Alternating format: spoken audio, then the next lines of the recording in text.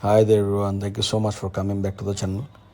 Today we're going to know about how to use the CamScanner and make our documents in archive mode in the CamScanner part. So nowadays people are using this epic software in the documentation process. So let's start.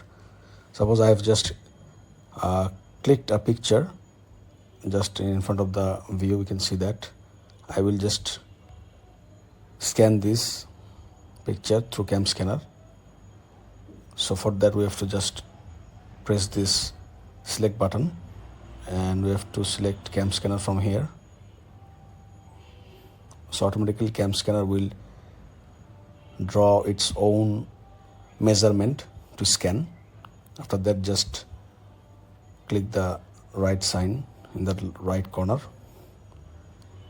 See, this is a very easy task. The scanner has scanned the whole document in front of us within a very short time. After that, just give the right sign and you can see it has been saved as a document, and you can just change the document name and keep it as per your concern. So hope the video was helpful to you. See you in the next video. Thank you.